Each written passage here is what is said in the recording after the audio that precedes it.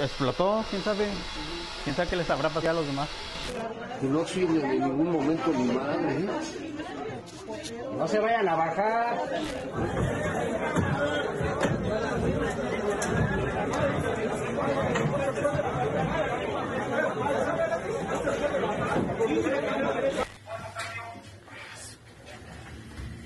Yo creo que sí pasó algo. En esta sola puerta, va a haber una fila y vamos a bajar por esta puerta. ¿Por esta? Por esta nada más. No toquen la vara y no Abran paso, despacio. De preferencia pisen las maderas, de preferencia las maderas.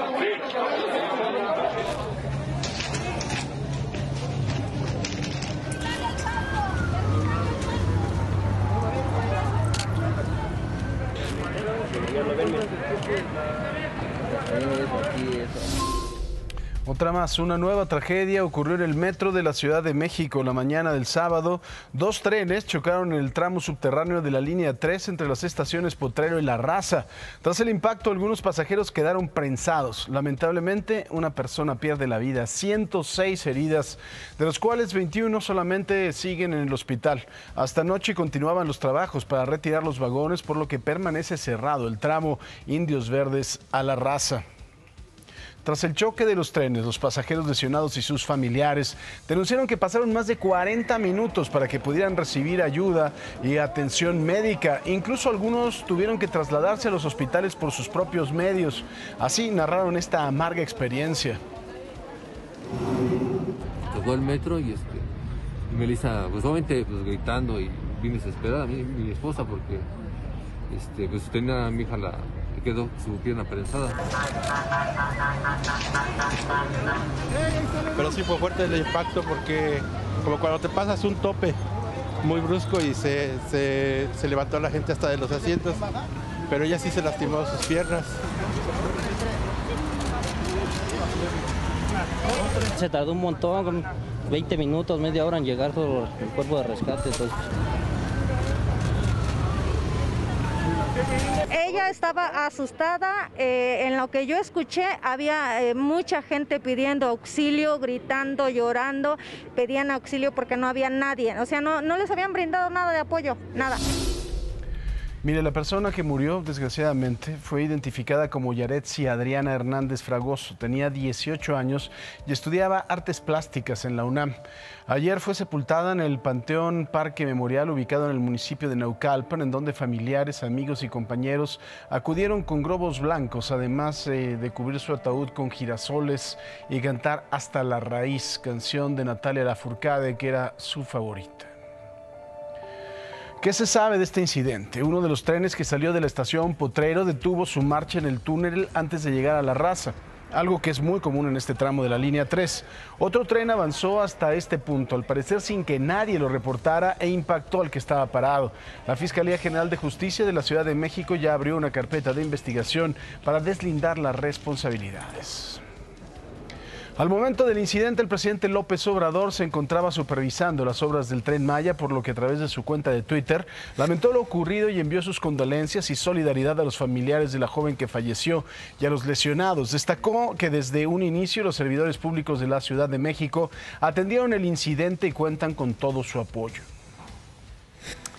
Por su parte, la jefa de gobierno, Claudia Sheinbaum, confirmó que Alberto García Lucio, subdirector de operaciones del metro, fue removido de su cargo para que se realicen las investigaciones. Sobre si Alberto García pudo caer en alguna negligencia, la mandataria indicó que será la Fiscalía Capitalina quien lo determine.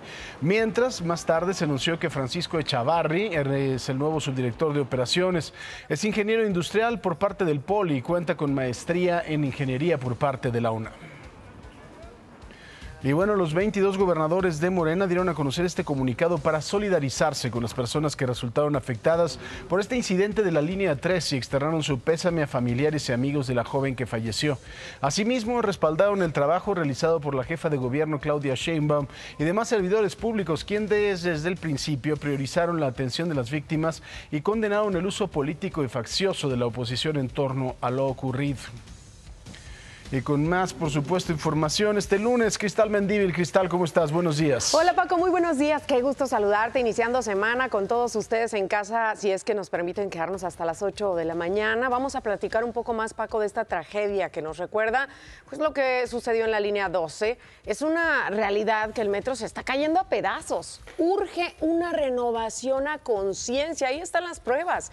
Y es que a pesar que desde diciembre la línea 3 estaba siendo controlada por el nuevo y moderno puesto central de control, aún así se impactaron estos trenes. Integrantes del sindicato del metro aseguran que este puesto de control tiene deficiencias porque no funciona al 100% de su capacidad tecnológica, vaya. Incluso en febrero del año pasado enviaron un documento a la Dirección General del Metro donde rechazaron este puesto central de control por fallas en la comunicación en el sistema Tetra relacionado con la comunicación entre los trenes, pues que ponía en riesgo las operaciones de las líneas 1, 2, 3, 4, 5 y 6. Asimismo, el sindicato del metro solicitó a los diputados que se asignen para este año un presupuesto extra de 3.500 millones de pesos, esto para dar mantenimiento a 291 trenes que ya rebasan en exceso el kilometraje previsto.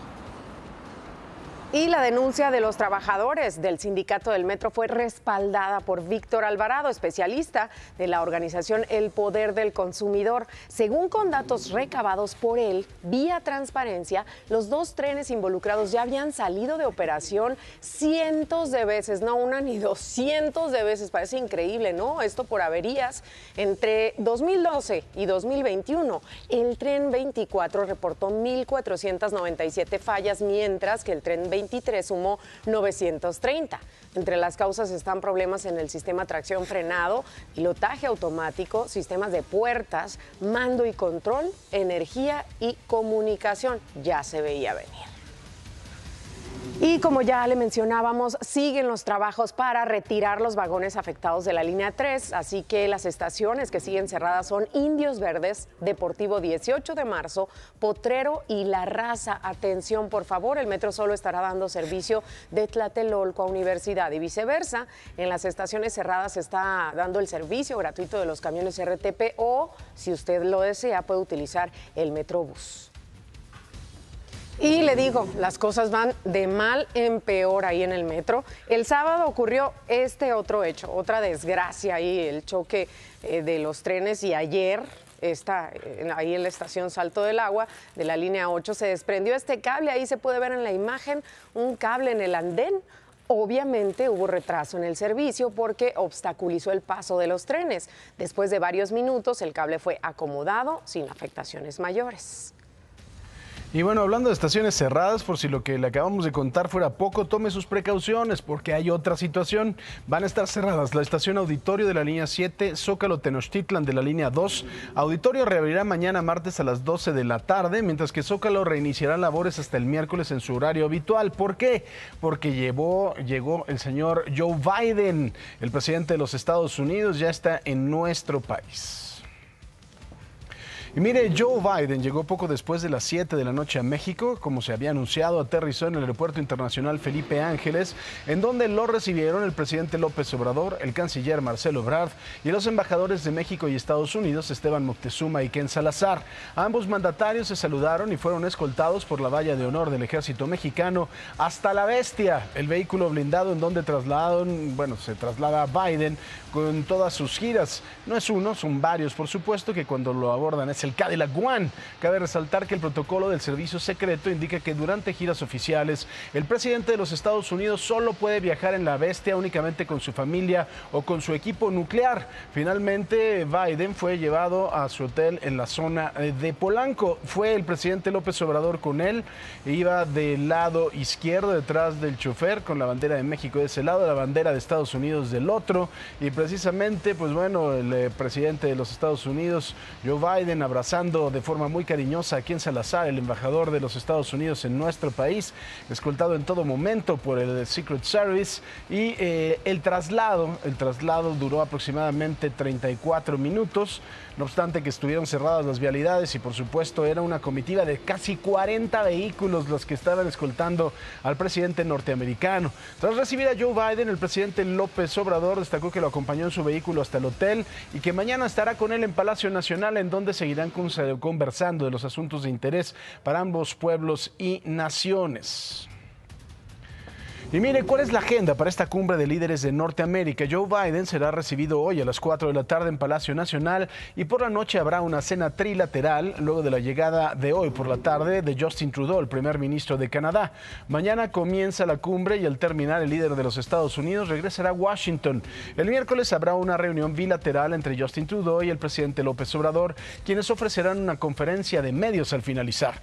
Los temas de importancia: diversidad, equidad e inclusión. Segundo, cambio climático y medio ambiente, competitividad de la región, migración y desarrollo, salud y después la experiencia que tuvieron las tres naciones con la pandemia y finalmente seguridad. Con la información de las redes sociales y la pregunta del día, Marlene Stahl, buenos días. Buenos días, mi querido Paco, buenos días también a todos ustedes. Gracias por iniciar la semana con nosotros. Son las 5 de la mañana con 57 minutos y bueno, a través de redes sociales, como todos los días, nos interesa muchísimo su opinión, así que dígame, ¿debería haber responsables de más alto nivel en el incidente de la línea 3 del metro? ¿Qué dice usted? ¿Sí o no? Ya fue mucho, ¿no? Platique con nosotros a través de @imagen_sea, que son nuestras redes sociales, ahí nos encuentra, mira, ahí está apareciendo. Síganos en este momento, ahí está la pregunta y por supuesto sea parte de este equipo madrugador. Regreso contigo, Paco. Marlene Stahl, muchas gracias. Hoy la peinaron como a Puca, pero ya le vamos a platicar más adelante. Bueno, vamos a hacer una pausa al regresar. Tenemos que hacer un corte comercial, pero al regresar tenemos los detalles del operativo para detener a Ovidio Guzmán en Culiacán, en Sinaloa. También las imágenes de cómo quedó la casa en donde fue detenido en el poblado de Jesús María. Además, la capital del Brasil vivió un domingo de fuerte tensión. Cientos de simpatizantes del expresidente Jair Bolsonaro invadieron el Congreso, el Tribunal Supremo y el Palacio Presidencial. Por supuesto, los detalles los tenemos para usted en unos minutos. No se vaya, esto es Imagen Noticias. Mire, el operativo para detener a Ovidio Guzmán el jueves dejó un saldo de 29 muertos, entre ellos 19 supuestos delincuentes y 10 soldados. La Sedena dio más detalles de la captura del hijo del Chapo y esto es lo que dicen que pasó. Señores, no hay pasada. Está bloqueado aquí en lo que es la curva de antes de llegar a la Campana. Es un lío para llegar hasta acá. Nadie puede entrar al lugar de los hechos, al lugar donde capturaron al ratón. Según testimonios en video, el acceso a la comunidad de Jesús María está bloqueado por soldados que atajan una larga fila de automovilistas interesados en saber de sus familiares y conocidos. Quienes lograron pasar y lo testimoniaron, encontraron 1, 2, 3, una hilera de vehículos calcinados en el camino que participaron en la refriega en defensa de Ovidio Guzmán. Y las bajas del ejército también, como este DN-11 de fabricación nacional, vehículo blindado con torreta giratoria, calcinado, vencido por el fuego del narcotráfico. Todos pertrechos regados de una guerra que la 4T dice que no existe, o que rechaza por no haberla iniciado, pero que está incluida en el paquete que significa gobernar México, y que el jueves le salió al paso. Jesús María, Casa del Ratón, está a 45 kilómetros al norte de Culiacán. Según la narrativa oficial, ahí, la que hoy sí contó a los muertos y heridos del operativo en esa comunidad, la madrugada del jueves una patrulla de la Guardia Nacional le marcó el alto a 6 vehículos en apariencia blindados.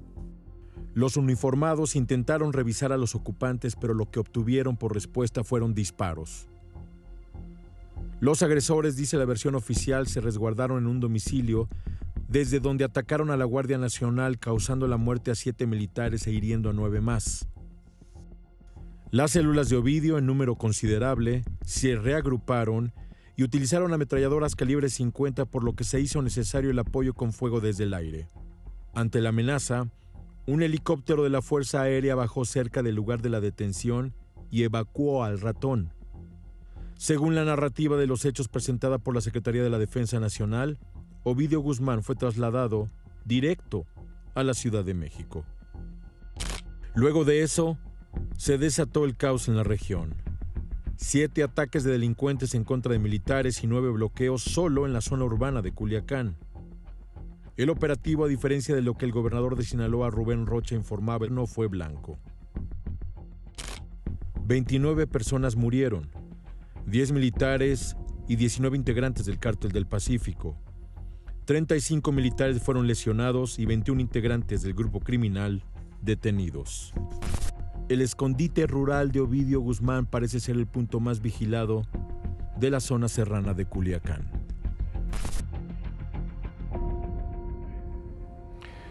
Entonces, mire, tratando de entender esta narrativa, deben de haber agarrado a este grupo criminal, como dijeron, en un camino, y después ellos se fueron a resguardar a este domicilio. Eso es lo que queremos entender, porque se dijo en un principio que se le había marcado el alto a unas camionetas en donde venían hombres armados. Ahora, con rastros de sangre, cientos de casquillos, quedó la casa en donde fue capturado Ovidio Guzmán en el poblado de Jesús María, en Culiacán. Así es la última guarida de Ovidio.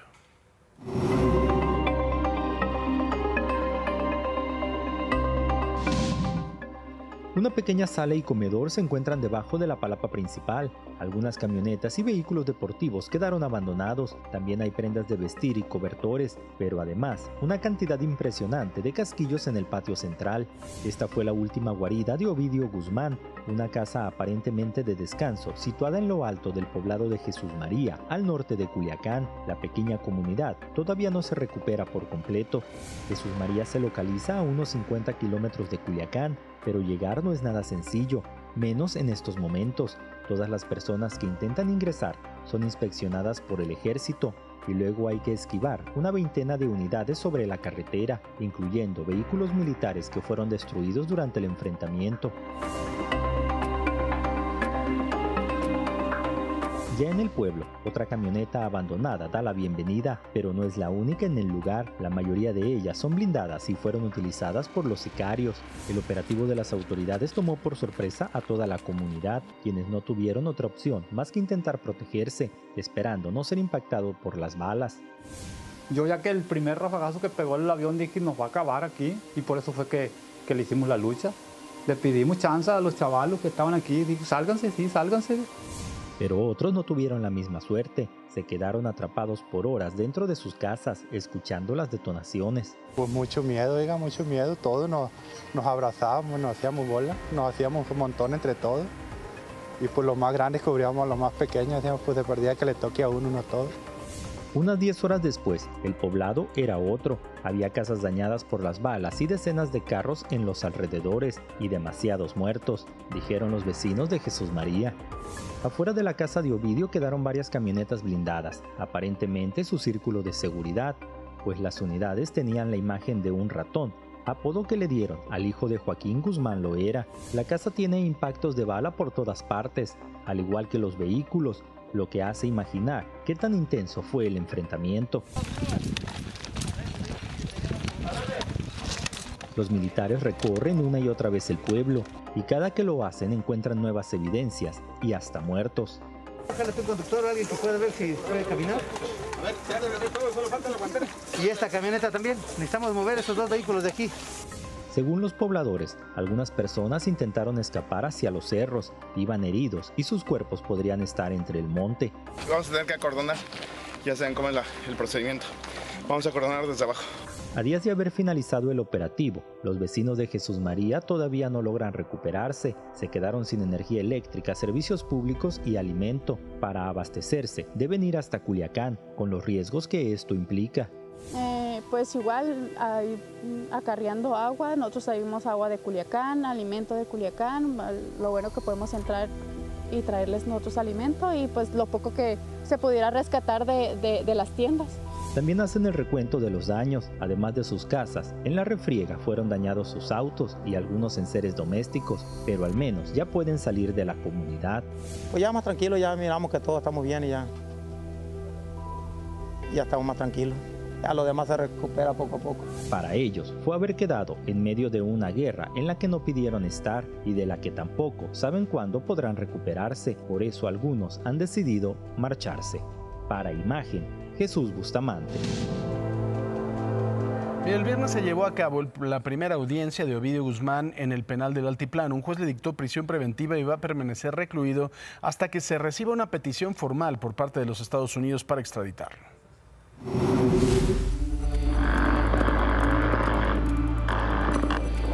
Ya nos vamos para atrás. Ahorita no es seguro, la verdad. ¡Están tirando el avión! ¡Están tirando el avión a la verga!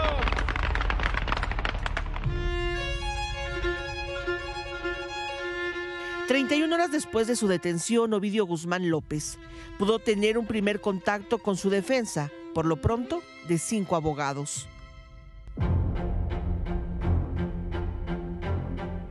Esto sucedió en su primera audiencia, desarrollada en el Centro de Justicia Penal Federal, ubicado a un costado del penal del Altiplano, lugar al que las autoridades penitenciarias federales trasladaron a Ovidio Guzmán con un retraso de casi 2 horas.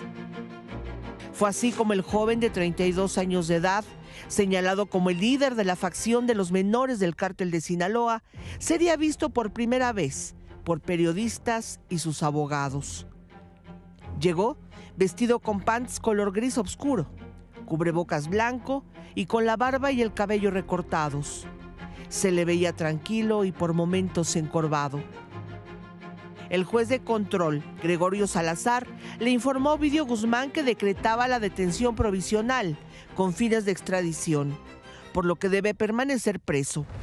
Además, el juez estableció que si la Embajada de Estados Unidos no formaliza su pedido de extradición antes del 5 de marzo, o sea, en 60 días, decretará su libertad.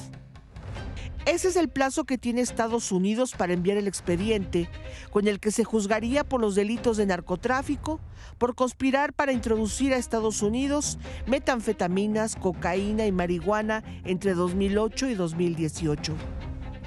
Lo que sustenta esta detención, de acuerdo con lo dicho en la audiencia, es una nota diplomática del 19 de septiembre de 2019, que entre otros datos tiene declaraciones de un testigo y comunicaciones interceptadas legalmente, como mensajes de texto. Un ejemplo de ellos es este de 2013, en el que presumiblemente Joaquín Guzmán, a través de terceros identificados como secretarios, le pide a su hijo Ovidio enviar 25 paquetes de cocaína a Phoenix, Arizona. Al final de la audiencia, los abogados pidieron al juez llevar medicamentos para Ovidio Guzmán, pues dijeron padece ansiedad, depresión y se recupera de una operación en el estómago. El juez contestó a los abogados que hicieran la solicitud formal a las autoridades del penal. Hasta el momento, la Fiscalía General de la República no ha presentado acusación alguna contra Ovidio Guzmán, a pesar de lo dicho por la Secretaria de Seguridad Ciudadana. En el caso de procedimiento de extradición, se estarán ventilando los delitos que imputan las autoridades estadounidenses, que versan fundamentalmente sobre conspiración para introducción de drogas a ese país. En el caso de nuestro país, se cuenta con elementos para llevarlo ante los tribunales por delitos contra la salud y delitos relacionados con armas de fuego, inicialmente. Existen investigaciones también relativas, naturalmente, a delincuencia organizada en contra del detenido y de otras personas más. Claro que lo anterior es independiente de lo que resulte de los hechos suscitados en ocasión de su detención. Al salir de la audiencia, sus abogados lo confirmaron. No se resolvió nada, ni se prejuzga sobre un hecho, ni ningún delito. Okay. Es una audiencia además informativa. No se tiene noticia de otro delito. Por lo pronto, Ovidio Guzmán inicia su cuenta regresiva de 60 días en el Altiplano, plazo en el que se definirá si Estados Unidos tiene el interés de reclamarlo o dejar que la justicia mexicana trate de juzgarlo. Mire, mientras tanto en Chihuahua fueron localizados 2 reos fugados del Centro de Reinserción Social 3 de Juárez.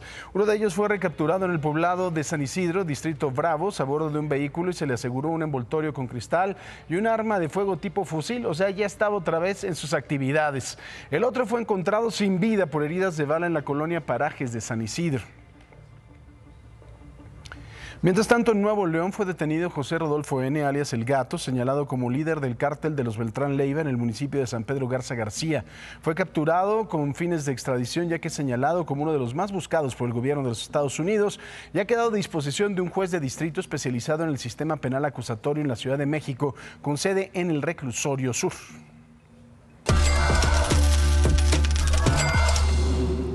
En Quintana Roo, el gobierno estatal y la Secretaría del Bienestar firmaron un convenio para la universalidad de la pensión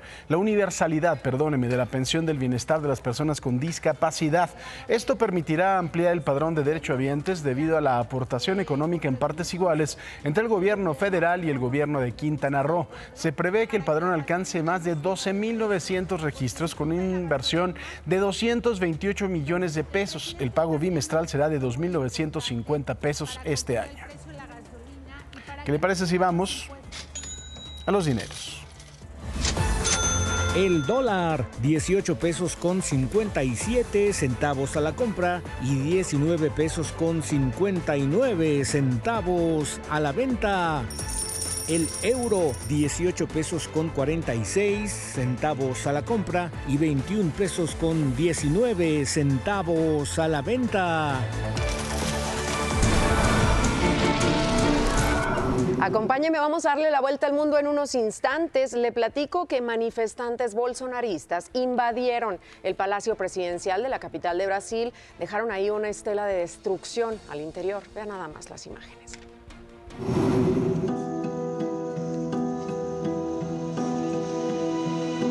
Así quedó el interior del Palacio de Planalto, en Brasil, tras la invasión de manifestantes que irrumpieron en la sede del gobierno.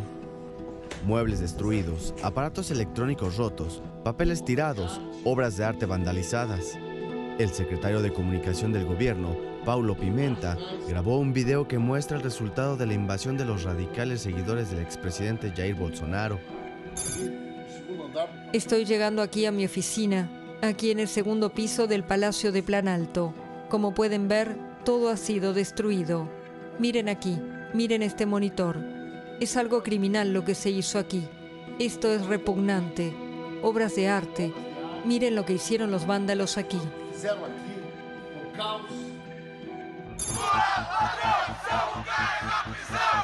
La tarde de ayer, cientos de manifestantes vestidos con los colores de la bandera de Brasil y que identifican a los seguidores de Bolsonaro, ocuparon las sedes del Poder Ejecutivo, Legislativo y Judicial en Brasilia. Protestaban contra el regreso al poder de Luiz Inácio Lula da Silva, quien derrotó a Bolsonaro en la segunda vuelta del 30 de octubre y fue investido el 1 de enero como nuevo presidente de Brasil. Imagen. El presidente brasileño Luiz Inácio Lula da Silva condenó la invasión a edificios del Congreso, el Tribunal Supremo y el Palacio Presidencial. Además, pidió que los responsables sean castigados de manera ejemplar. Y bueno, el expresidente ultraderechista de Brasil, Jair Bolsonaro, condenó los saqueos e invasiones. Sin embargo, a través de su cuenta en Twitter, calificó de infundadas las afirmaciones del nuevo mandatario, Luiz Inácio Lula da Silva, de que había incitado él a la invasión de las sedes del poder en Brasilia. Y mire, aquí en nuestro país también hubo reacciones en torno a este tema. En redes sociales, por ejemplo, el secretario de Relaciones Exteriores, Marcelo Ebrard, recordó que Lula da Silva fue electo por voluntad popular. Aseguró que el gobierno de México manifiesta su respaldo al mandatario brasileño. Mientras que el presidente Andrés Manuel López Obrador calificó esta invasión al Congreso de Brasil como reprobable y antidemocrática. En Twitter también expresó ahí su rechazo a lo sucedido en las últimas horas en el país sudamericano, en el que ante las acciones de los simpatizantes de Bolsonaro se recurrió a la fuerza pública. Y mire, antes de su llegada a nuestro país, el presidente estadounidense Joe Biden llegó ayer al Paso, Texas. El Paso, Texas, ahí habló sobre la crisis migratoria en su país. Primera visita de Joe Biden a la frontera entre México y Estados Unidos El presidente estadounidense viajó ayer a El Paso, Texas, donde se reunió con el gobernador republicano Greg Abbott, quien reclamaba la presencia de Biden en la frontera desde hace tiempo. El presidente que causó el caos en la frontera tenía que estar aquí. Sucede que está aquí 2 años y unos $20 mil millones tarde. Tiene que tomar acciones rápidas para reembolsar al estado de Texas por el dinero que gastamos y proveer más recursos para que el gobierno federal haga su trabajo. Biden se reunió con personal del Servicio de Aduanas e Inmigración en el puesto de control del Puente de las Américas, un complejo de edificios de inspección y vallas que separan a México de Estados Unidos. Los agentes y oficiales, incluidos especialistas en perros rastreadores, le dieron a Biden una demostración de técnicas para registrar vehículos que traspasan la frontera. Biden también visitó un centro de servicios de apoyo a inmigrantes, donde se reunió con grupos religiosos y humanitarios.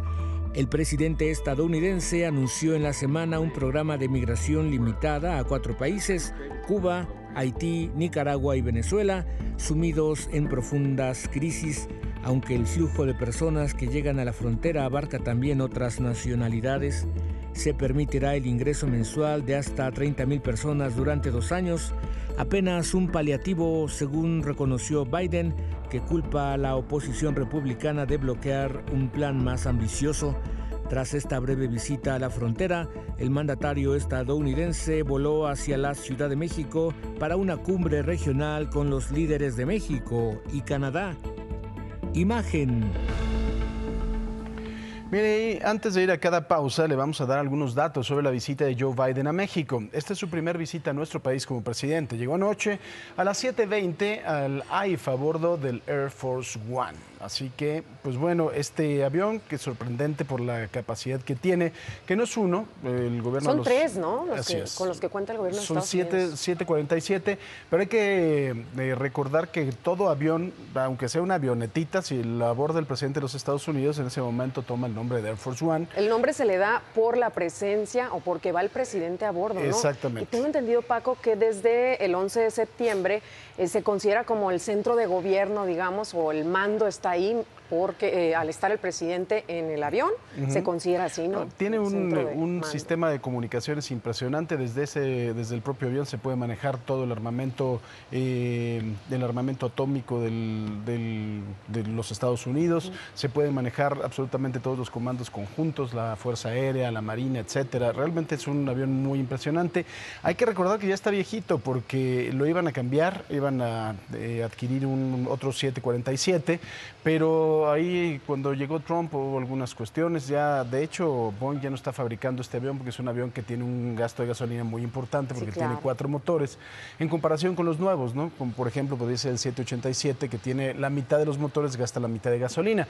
Pero esto es para un asunto meramente comercial. Realmente, pues para el gobierno de los Estados Unidos no le importa la gasolina que chupe. Quitarle un pelo a un gato, ¿no? Exactamente. Exacto. Pues bueno, entonces se le llama Air Force One precisamente por este dato, porque el presidente va a bordo de este avión de la unidad. Igual que el Marine One, que es el helicóptero Sikorsky, me parece, que es el que utiliza también en otro tipo de traslados. Y la Bestia, que es el Cadillac One, ¿no? Cuando también se está trasladando en él, que tiene ametralladoras ocultas, que tiene sangre del presidente de los Estados Unidos, pues si necesita cualquier tipo de transfusión. Imagínate. Entre varias cosas más. Sí, claro, están preparados 9 toneladas. Para todo. No, impresionante. Sí, muy impresionante. Vamos a la pausa, Paco. Vamos a hacer una pausa y volvemos con usted, por supuesto. En Oaxaca, un reportero fue agredido por habitantes del municipio de Tlacolula. Todo porque iba a documentar un linchamiento. Por fortuna fue rescatado por los policías estatales. Le tenemos la información al regresar del corte comercial.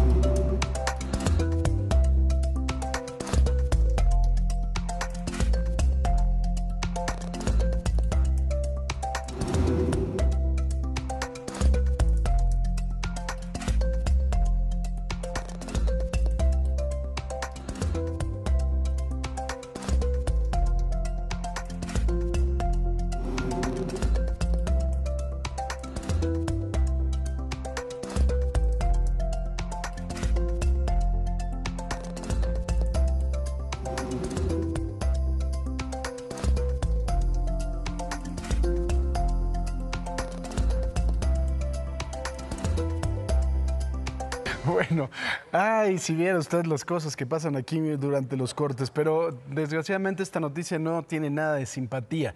Es una pequeñita de 8 años de edad que fue atacada por un murciélago en el municipio de San Lorenzo, Texmelucan, esto en Oaxaca, y desgraciadamente murió el sábado por posible contagio de rabia silvestre, tal como sucedió con su hermano de 7 años el pasado 28 de diciembre. De acuerdo con los servicios de salud de Oaxaca, durante la estancia del menor en el Hospital General Aurelio Valdivieso, varios especialistas estuvieron al pendiente en todo momento de la evolución de la paciente. Sin embargo, su estado de salud presentaba un daño irreparable. Mire lo que pasó también allí en Oaxaca, en Tlacolula. Habitantes de la localidad de San Juan Guelavía golpearon a un reportero que estaba documentando un intento de linchamiento. Al final tuvo que ser rescatado por policías estatales. Esto fue lo que ocurrió. El reportero del periódico El Imparcial de Oaxaca, Javier Santiago, fue agredido por habitantes del municipio de San Juan Guelavía, Tlacolula, Oaxaca, cuando documentaba un presunto linchamiento en esta localidad, ubicada a 30 kilómetros de la capital oaxaqueña. El comunicador fue trasladado por la Cruz Roja Mexicana al Hospital Civil de la ciudad de Oaxaca, donde convalece y se reporta estable. Se encontraba cubriendo una nota de un supuesto linchamiento en San Juan Guelavía. Lamentablemente, pues este tipo de situaciones que se presentan en estas comunidades, pues muchas veces no quieren que se sepan o que sean pues documentadas, y pues esta situación pues hizo que se desencadenara en una agresión otra vez. La verdad se ve muy golpeado, está estable, afortunadamente aquí llegó estable, pero pues sí sigue con un poco de lesiones de consideración, diría yo incluso. De acuerdo con su hermano, quien también es trabajador de los medios de comunicación, Javier Santiago recibió varios golpes en la cabeza y hubo necesidad de practicarle una tomografía para descartar lesiones internas. Como trabajador de los medios y familiar del comunicador agredido, envió un mensaje para que las autoridades actúen y se castiguen este tipo de agresiones que atentan contra el periodismo. Eso es repetitiva, esta exigencia, lamentablemente, pues es simplemente una labor periodística. Actualmente, pues imagínense, afortunadamente no llegó a subir de tono este tipo de agresiones, pero es como se mencionaba anteriormente, o sea, no vamos a esperar a que más compañeros sean agredidos. En un comunicado, el gobierno de Oaxaca reprobó la agresión en contra del comunicador e informó que se le brindó la atención médica del Hospital Civil de la ciudad de Oaxaca para su pronta recuperación. Para Imagen, José de Jesús Cortés. Aquí en la Ciudad de México, la alcaldesa de Álvaro Obregón, Lía Limón, denunció agresiones por parte de un grupo de golpeadores en un evento de Día de Reyes. La alcaldesa reprobó este hecho que tuvo lugar en la colonia Tlapechico y responsabilizó a Morena y al secretario de Gobierno, a Martí Batres. Informó que van a interponer una denuncia por las agresiones en contra de quienes resulten responsables. Además, señaló que las agresiones ocurrieron en respuesta a un video que subió el sábado pasado en el que también responsabilizó a Morena por los hechos suscitados en la línea 3 del metro. En respuesta al video que y bueno, la zona de Polanco, le platico, aquí en la Ciudad de México, va a tener cortes a la circulación vial por la visita del presidente de Estados Unidos, Joe Biden, y del primer ministro canadiense, Justin Trudeau. De acuerdo con las autoridades capitalinas, van a cerrar avenidas como Campos Elíseos, Paseo de la Reforma y General Mariano Escobedo, esto por cuestión de seguridad. Anoche, Rosa Isela Rodríguez, la secretaria de Seguridad, le dio la bienvenida a Joe Biden a través de su cuenta en Twitter. La jefa de gobierno, Claudia Sheinbaum, confirmó que Alberto García Lucio, subdirector de operaciones del metro, fue removido de su cargo para que se realicen las investigaciones. Más tarde se anunció que Francisco Chavarri Hernández es el nuevo subdirector de operaciones del metro. El viernes se llevó a cabo la primera audiencia de Ovidio Guzmán en el Altiplano. Un juez le dictó prisión preventiva y permanecerá recluido hasta que se reciba una petición formal por parte de Estados Unidos para extraditarlo. Simpatizantes del expresidente Jair Bolsonaro invadieron este domingo el Congreso, el Tribunal Supremo y el Palacio Presidencial de Planalto, sedes de los poderes en Brasil, donde causaron numerosos destrozos, según imágenes difundidas en redes sociales. Otra vez, una tragedia en el metro. Familiares de los heridos por el accidente en la línea 3 del metro nos compartieron las horas de terror que vivieron después de enterarse de los hechos. Y fue conmigo con la que se comunicó y acababa de pasar el choque, o sea, pasó el choque y me marcó. Mi jefe fue el que reportó el accidente. Ella estaba asustada. En lo que yo escuché, había mucha gente pidiendo auxilio, gritando, llorando. Pedían auxilio porque no había nadie. O sea, no les habían brindado nada de apoyo. La última vez que yo que hablé con ella, ya tenía más de 40 minutos y todavía no le recibían apoyo. Totalmente. Estaba bien oscuro, pues fue en el túnel, en la curva, dice. Estaba totalmente oscuro y ya y sí, él sí salió caminando, gracias a Dios, sí, pero sí trae su fractura. Bueno, su brazo le dolía mucho y sus piernas. Marisol Chaires viajaba en compañía de su nieto. Tras el choque fueron llevados al hospital. Por el shock, la mujer no avisó a su familia. Fue personal del hospital el que contactó a los familiares. Trae un dolor muy fuerte, que en la cadera, en las piernas, pues yo creo por los golpes, y el niño en el pecho y en la cabeza. Entonces les están haciendo radiografías y todo eso. Los lesionados salieron del hospital acompañados de sus familiares. Algunos lo hacían apoyados de su familia, con ayuda de muletas o utilizando sillas de ruedas. Los lesionados abordaron automóviles que fueron facilitados por las autoridades y eran acompañados por un funcionario de la Fiscalía Capitalina hasta su domicilio. Ninguno emitió declaraciones de lo sucedido durante el choque o el desalojo desde los trenes hacia la Avenida de los Insurgentes. Fuera del hospital fueron instalados módulos de asesoría jurídica y de atención psicológica para los familiares de los lesionados.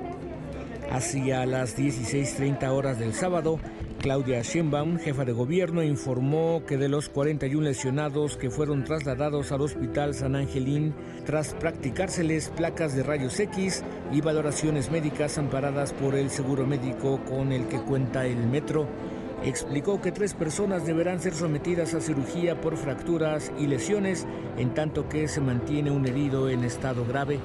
Previamente, Ernestina Godoy, fiscal general de la Ciudad de México, pidió que se permita que las autoridades jurisdiccionales avancen en los peritajes para determinar quién es el responsable de los hechos. Con información de Arturo Páramo, Imagen. La señora Karina y también su hija Melissa resultaron lesionadas en el choque de trenes del metro. Así lo cuenta el esposo y padre, el señor Víctor.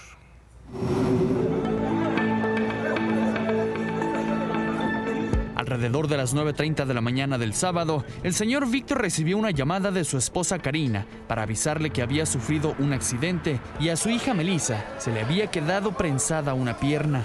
Que me dijo, es que Melissa tiene la pierna prensada. Entonces lo que pensé fue en la pecera y pues obviamente se prensó, ¿no? Y pensé que iban adelante de la combi. Ya cuando dice, no, estamos en el metro, le digo, ¿cómo en el metro? Dice, sí, estamos en el metro, tocó el metro y Melissa, pues obviamente pues, gritando y bien desesperada, mi esposa, porque pues tenía a mi hija, le quedó su pierna prensada. Melissa, de 16 años, es estudiante del CCH Vallejo, que baila tahitiano y hawaiano. Acompañaba a su mamá, de 41 años, a su trabajo, poniendo uñas en un salón de la Colonia del Valle, cuando se registró el choque de trenes en la línea 3 del metro. Por lo que me comenta ya, mi esposa salió volando cuando fue el impacto. Entonces estaba, pues creo, a mitad del vagón y terminó pues, hasta el principio.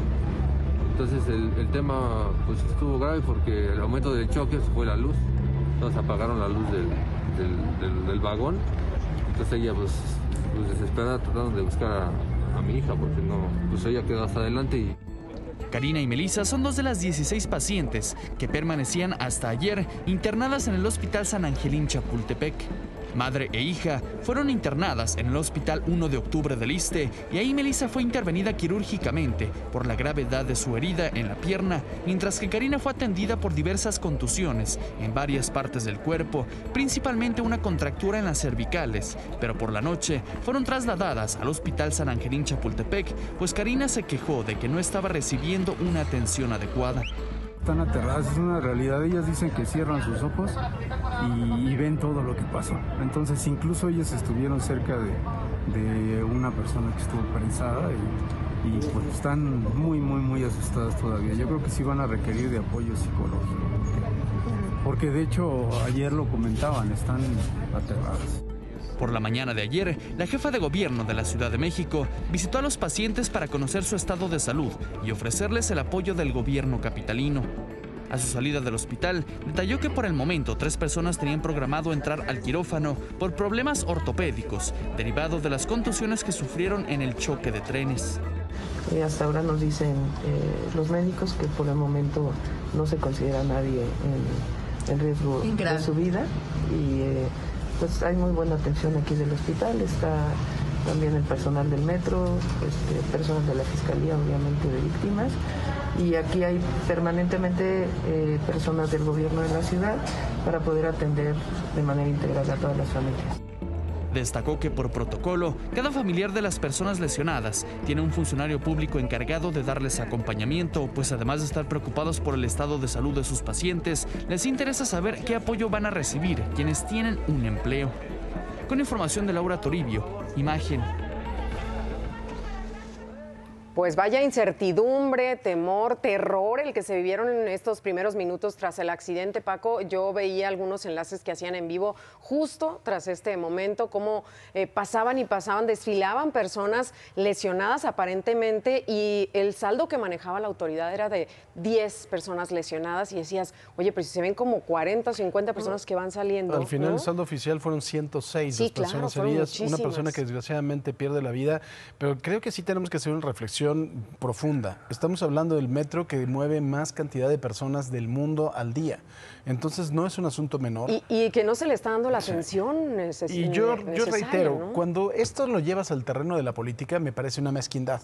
O sea, creo que tiene que haber responsables. Creo que los responsables tienen que ser de otro nivel y no nada más del señor que era el subdirector de operaciones. Creo que tiene ya que haber verdaderamente una responsabilidad. No llevar esto al terreno de la política me parece una mezquindad porque hay personas muertas, pero sobre todo tenemos que reiterarlo. Es el sistema de transporte colectivo más utilizado en el mundo, que mueve más cantidad de personas y no puedes tener de verdad un riesgo constante con la gente como estos. Tú dabas unas cifras. ¿Cuántas fallas tuvo en un año ese mismo convoy? 1,497. No puede ser que no se le haya dado el mantenimiento adecuado o un cambio. ¿Por qué no pensar también en cambios, no? Claro.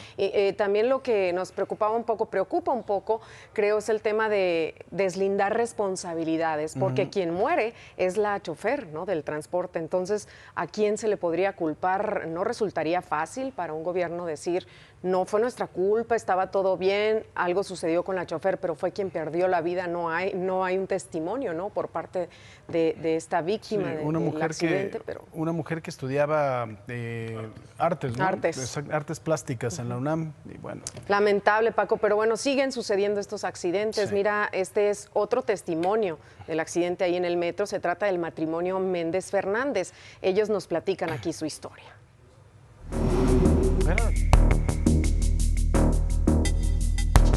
El 7 de enero del 2023 fue la fecha que dejó una marca en la vida de algunas personas que sufrieron los estragos del accidente en la línea 3 del sistema de transporte colectivo Metro. Tania Fernández, originaria de Catepec, Estado de México, salió de su casa en Jardines de Morelos junto con su esposo Esteban Durán Méndez, ambos padres de 3 menores que por fortuna se habían quedado en casa con los abuelos.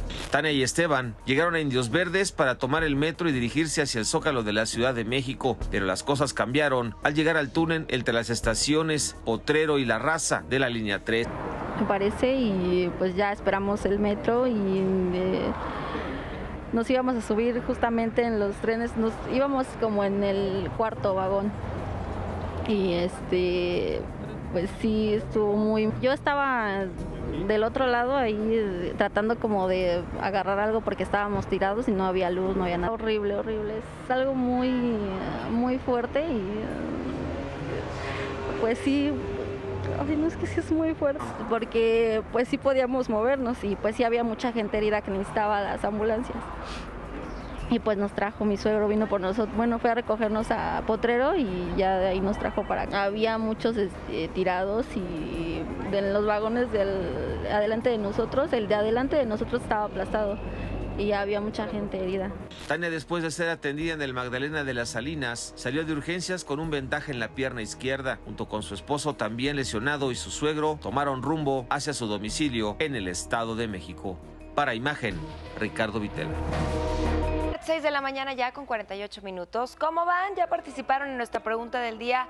Si aún no, pues es momento de tomar su celular y decirme, debería haber responsables de más alto nivel en el incidente de la línea 3 del metro. ¿Qué han dicho hasta este momento los mexicanos? Pues mire, así va el resultado. 94% dice que sí, 6% dice que no. Ya sabe, a través de @ImagenSea son nuestras redes sociales para que nos siga en este momento y participe. Es muy importante su opinión, quédese con nosotros. Y mire... Bueno, Marlene, la semana pasada el canciller Marcelo Ebrard dio a conocer los temas que se van a abordar en la cumbre de líderes de América del Norte. Son, por supuesto, 6 ejes centrales, que es diversidad, equidad e inclusión, cambio climático y medio ambiente, competitividad, migración y desarrollo, salud y seguridad. Por supuesto que, digo, independientemente de todo y del orden en que los quieran poner, yo creo que uno de los temas que es fundamentales para los Estados Unidos, y esto creo que se demuestra después de la captura de Ovidio y de la llegada del presidente Biden al aeropuerto Felipe Ángeles como un gesto también de buena voluntad después de la captura, pues creo que uno de los grandes temas para ellos es finalmente controlar el tráfico de drogas, especialmente el fentanilo, este opioide que está causando una cantidad de muertes impresionante allá en los Estados Unidos. 109,000 estadounidenses que murieron por una sobredosis nada más en un periodo de un año. Este es en acuerdo en materia de seguridad, ¿no? Reforzar este tema entre los países, pero también está la cuestión de la migración. Paco, hace apenas unos días dimos aquí a conocer de este acuerdo para la entrega de visas humanitarias a ciertos países, ¿no? Bueno, personas originarias de ciertos países como Haití, Venezuela, Cuba, Nicaragua, que van a tener este permiso para estar en Estados Unidos, y también es una especie de pues desahogo un poco para nuestro país, ¿no? Ahí está este acuerdo también importante. Y fundamental, que lo van por supuesto a platicar, porque ha sido una de las demandas de los congresistas norteamericanos y de la clase empresarial de los Estados Unidos, que es el tema del cambio climático que se refleja en la energía, ¿no? Claro, en la materia de energía, donde también hay algunas cuestiones por el TEMEC, ¿no? Así que será un tema muy importante también a tratar.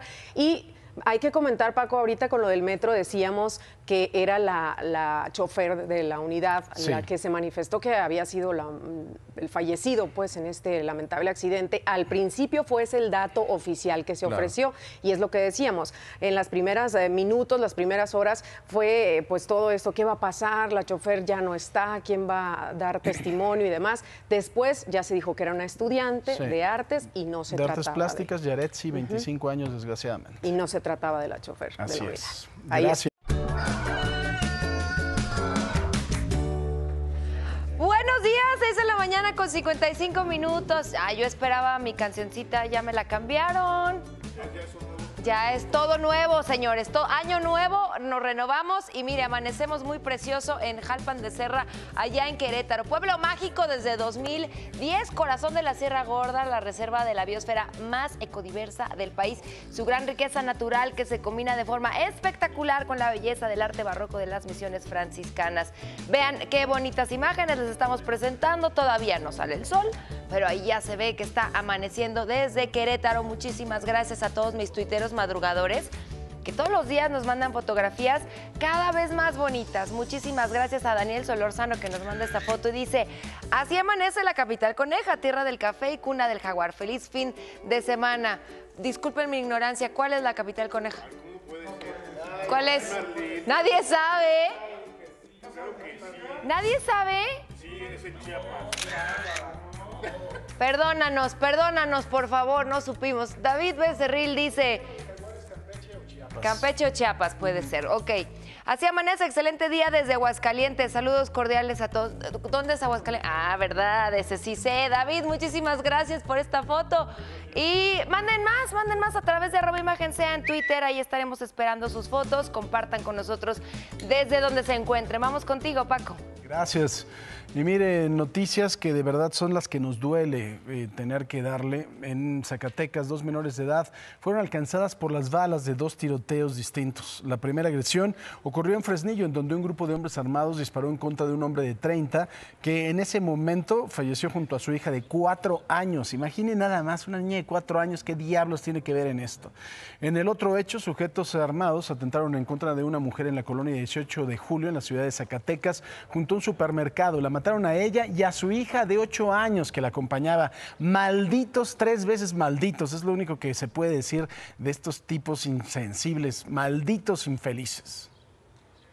Y 2 elementos de la Guardia Nacional y un soldado del 40º Batallón de Infantería murieron durante una agresión armada perpetrada por un grupo criminal en el municipio de Santo Domingo, en San Luis Potosí.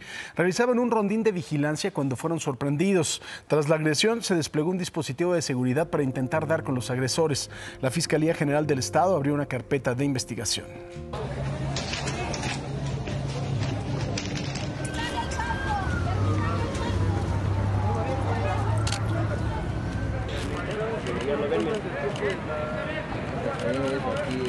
Tras el choque de los trenes, los pasajeros lesionados y sus familias denunciaron que pasaron más de 40 minutos para que pudieran recibir ayuda y atención médica. Incluso algunos tuvieron que trasladarse a hospitales por sus propios medios. Así narraron esta, pues bueno, por supuesto, amarga experiencia. Tocó el metro y Melissa, pues obviamente pues, gritando y bien desesperada, mi esposa, porque pues tenía a mi hija quedó su pierna prensada. Pero sí fue fuerte el impacto porque como cuando te pasas un tope muy brusco y se levantó la gente hasta de los asientos, pero ella sí se lastimó sus piernas. Se tardó un montón, 20 minutos, media hora en llegar todo el cuerpo de rescate. Entonces. Ella estaba asustada, en lo que yo escuché había mucha gente pidiendo auxilio, gritando, llorando, pedían auxilio porque no había nadie, o sea, no les habían brindado nada de apoyo, nada. Bueno, la mujer que murió fue identificada como Yaretsi Adriana Hernández Fragoso. Tenía 18 años, estaba estudiando artes plásticas en la UNAM. Ayer fue sepultada en el Panteón Parque Memorial, que está en el municipio de Naucalpan, en donde familiares, amigos y compañeros acudieron con globos blancos, además de cubrir su ataúd con girasoles y cantar Hasta la Raíz, canción que era su favorita, es de Natalia Lafourcade. La persona que murió fue identificada, como ya le digo, como Yaretsi Adriana Hernández Fragoso, 18 años, y estudiaba artes plásticas en la UNAM. Ayer fue sepultada en el Panteón Parque Memorial, en el municipio de Naucalpan. Y por supuesto, ya la Fiscalía de Justicia de la Ciudad de México está investigando cuáles pudieron haber sido las causas. Aquí hay que decir algo, complicado que se le eche la culpa al pasado porque fue un asunto meramente operativo. Aquí pues, no se le va a poder echar la culpa al pasado. Al momento del incidente, el presidente López Obrador se encontraba supervisando las obras del Tren Maya, por lo que a través de su cuenta de Twitter lamentó lo ocurrido, envió condolencias y solidaridad a los familiares de la joven que falleció y de los lesionados. Destacó que desde un inicio los servidores públicos de la Ciudad de México atendieron el incidente y cuentan con todo su apoyo. Por su parte, la jefa de gobierno Claudia Sheinbaum confirmó que Alberto García Lucio, el subdirector de operaciones del metro, fue removido de su cargo para que se realicen las investigaciones. Sobre si Alberto García pudo caer en alguna negligencia, la mandataria indicó que será la Fiscalía Capitalina quien lo determine. Más tarde anunció que Francisco Echavarri, él es el nuevo subdirector de operaciones, es ingeniero industrial del Poli y también cuenta con maestría en ingeniería por parte de la UNAM. Y en más de esta tragedia que nos recuerda, ya lo comentábamos al inicio del programa, lo que ocurrió con la línea 12, bueno, esta es una realidad que el metro, sabemos, está cayendo a pedazos. Le urge ya una renovación a conciencia. Y mire, a pesar de que desde diciembre la línea 3 estaba siendo controlada por el nuevo y moderno puesto central de control, aún así se impactaron estos trenes. ¿Qué está sucediendo entonces? Integrantes del sindicato del metro aseguran que este puesto de control tiene deficiencias porque no funciona al 100% de su capacidad tecnológica. Incluso en febrero del año pasado enviaron un documento a la Dirección General del Metro donde rechazaron este puesto central de control por fallas en la comunicación con el sistema Tetra, que está relacionado con la comunicación de los trenes y que ponía en riesgo las operaciones de las líneas 1, 2, 3, 4, 5 y 6. Asimismo, el sindicato del metro solicitó a los diputados que se asignen para este año un presupuesto extra de 3.500 millones de pesos, dijeron, para dar mantenimiento a 291 trenes que ya rebasan en exceso el kilometraje previsto. Y mire, la denuncia de los trabajadores del sindicato del metro fue respaldada por Víctor Alvarado, especialista de la organización El Poder del Consumidor. Según datos recabados por él, vía transparencia, los 2 trenes involucrados ya habían salido de operación cientos de veces por averías. Y lo platicábamos con Paco hace un momento, estas cifras que de verdad, pues sí preocupan, ¿no? Entre el 2012 y 2021, el tren 24 reportó, por ejemplo, 1,497 fallas, mientras que el tren 23 sumó 930. Entre las causas están problemas en el sistema tracción-frenado, pilotaje automático, sistemas de puertas, mando y control, energía y comunicación. Y como ya se lo mencionábamos, continúan los trabajos para retirar los vagones afectados ahí en la línea 3, así que las estaciones siguen cerradas. Le vamos a platicar cuáles son: Indios Verdes, Deportivo 18 de marzo, Potrero y La Raza. El metro solo está dando servicio de Tlatelolco a Universidad y viceversa. En las estaciones cerradas se está brindando el servicio gratuito con los camiones RTP o, si lo desea, puede utilizar también el Metrobús.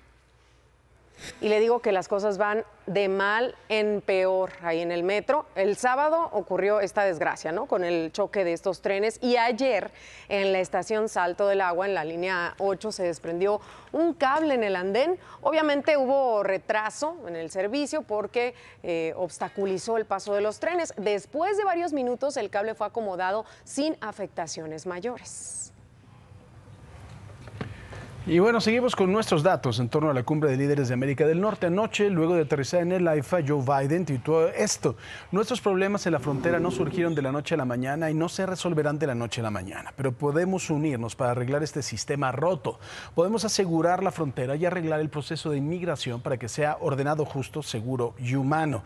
Estuvo ahí precisamente el presidente Joe Biden. Le hicieron demostraciones de cómo se hacen las revisiones a los automóviles que tienen algún tipo de sospecha de que pudieran estar traficando algún tipo de droga o de personas también, ¿no? Y pues bueno, es importante, ¿no? Hay veces que desde Washington, la verdad, se está muy alejado de lo que puede ser la vida en la frontera, y además de todo, esa vida que es, y que tú la conoces siendo del norte, es una vida que tiene muchas interacciones, desde tu vida, desde los productos que consumes, desde que muchas veces se van a comprar la ropa el día a día a los Estados Unidos, todo, ¿no? El súper, hacerlo allá precisamente es cruzar la frontera y traer el alimento día a día. La gente que también cruza o va a Estados Unidos a trabajar día con día y regresa para vivir del lado mexicano, ¿no? Claro. Para ganar en dólares y gastar en pesos. Y también, Paco, algo importante, creo que desde la llegada de Biden a la presidencia hubo cierta confusión. La gente creyó que ya no está Donald Trump, que era muy duro, se suavizaron, ¿no? Las normas, las reglas migratorias,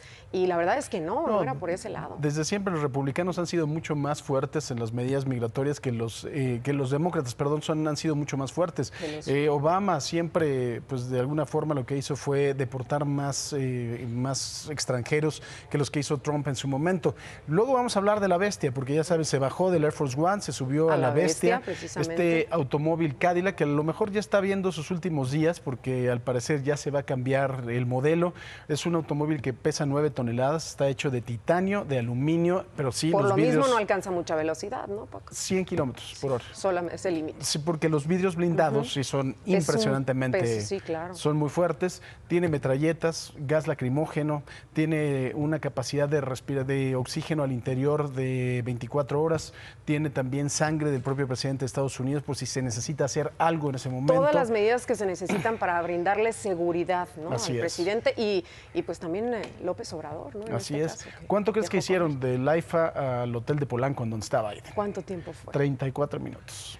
Pero porque estaba cerrado todo. Sí, claro, sí, porque cuando nosotros fuimos hicimos un poquito más de eso, ¿eh? Sí, poquito nada más. 40 vehículos la comitiva, o sea, y está integrada por miembros del Servicio Secreto, miembros también de aquí de la Seguridad del Estado Mexicano, bueno, algo muy impresionante. Así es, y vamos a seguir platicando al respecto, Por Paco. supuesto que sí. Vamos a hacer una pausa al regresar con imágenes en donde vivía Ovidio Guzmán, en donde se realizó el operativo para su captura la semana pasada. Todo quedó como una auténtica zona de guerra, cientos de casquillos percutidos, ya verás, se lo contamos al volver.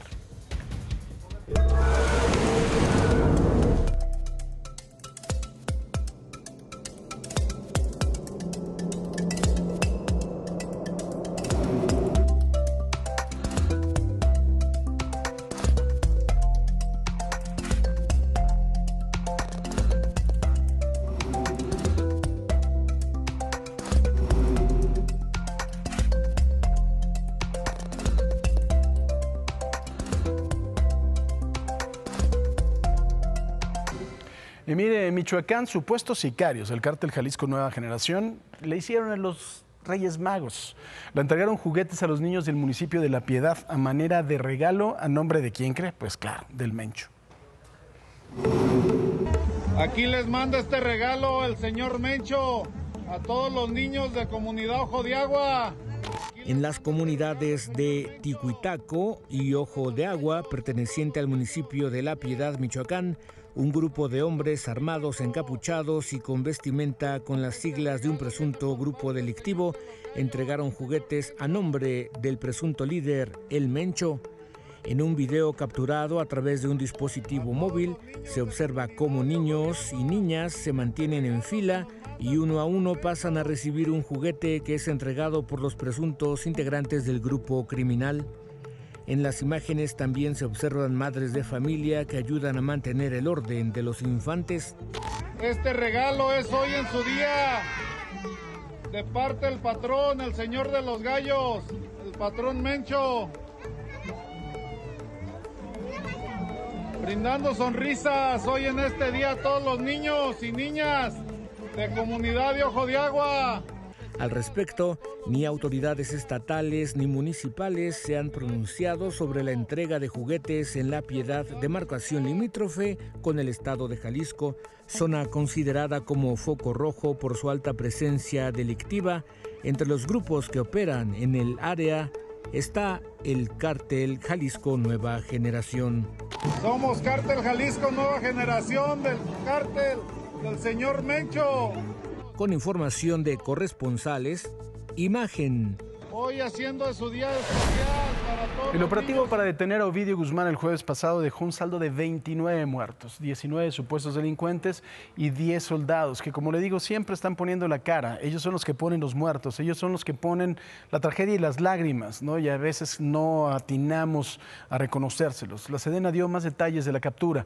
Un rastro de sangre, cientos de casquillos quedaron en la casa de Jesús María en Culiacán. Así es la última guarida de Ovidio.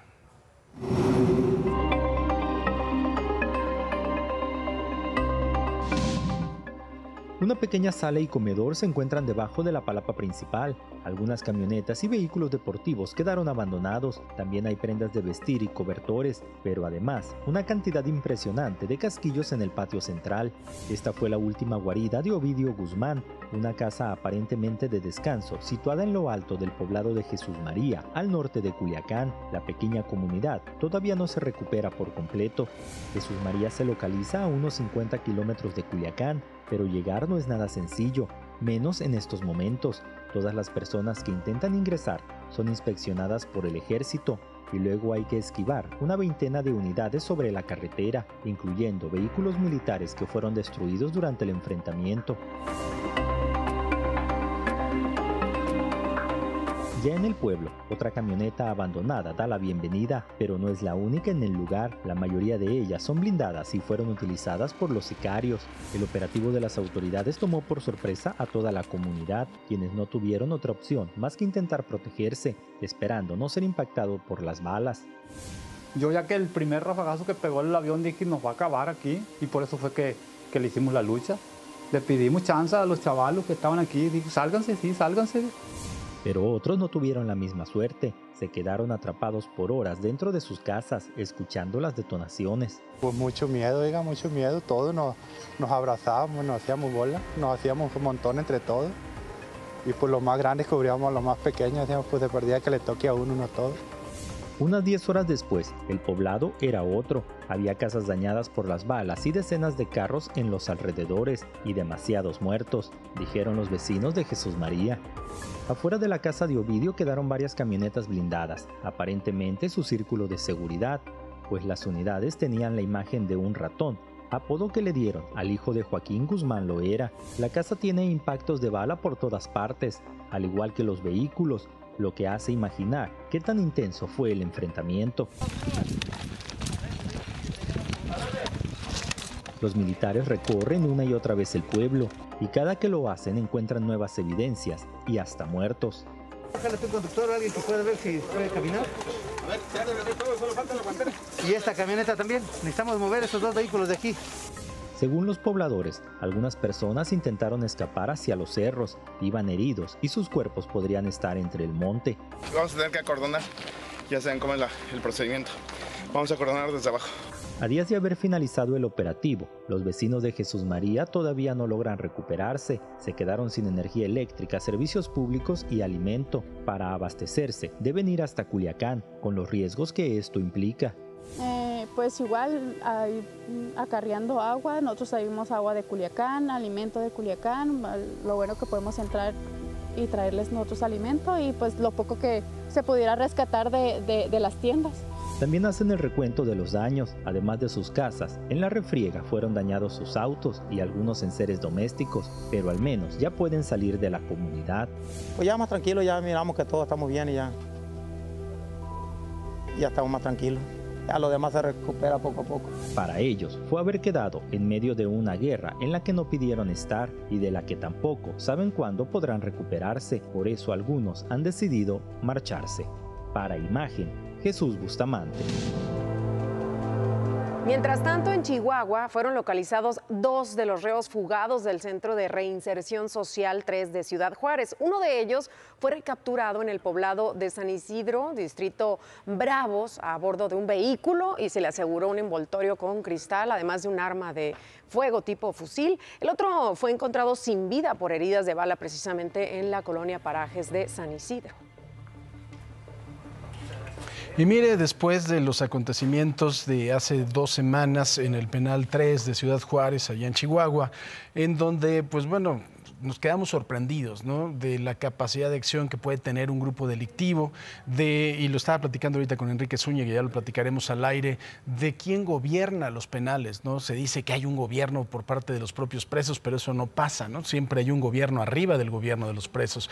Por eso platicar de este tema y de la situación que han operado durante años y años en penales de la República Mexicana, lo que hemos visto en la Ciudad de México, estas áreas en donde hay de todo, jacuzzis, ¿no?, que supongo que no los meten en un pastel, ni los meten tampoco en una bolsa, porque pues meter un jacuzzi no se meten partes, ¿no? Pero bueno, lo que ha sucedido por años y años.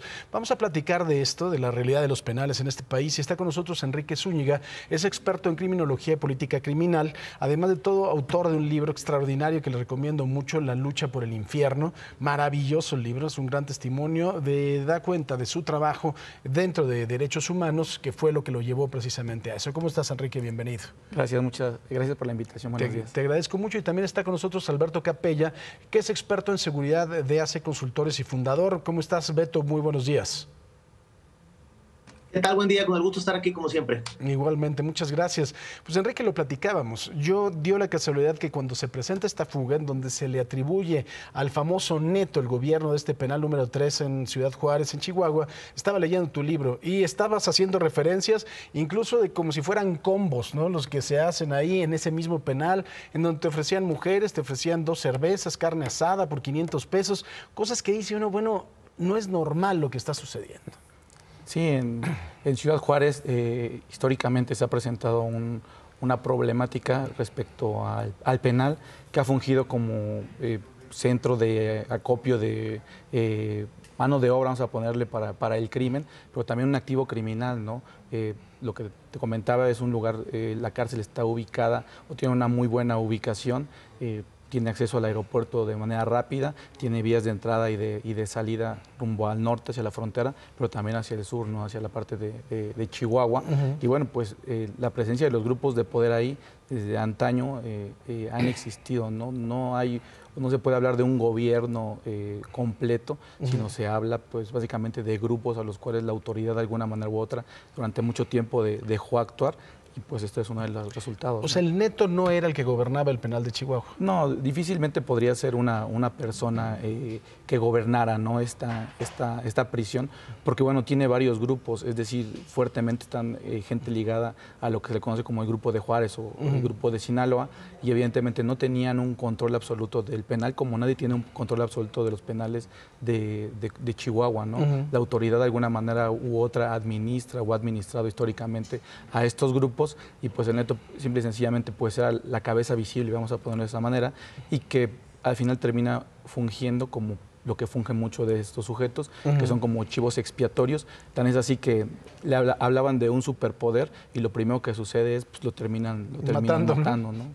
O sea, le adjudican un poder que legitima, vamos, esa mano dura sobre los sujetos cautivos, ¿no? Claro.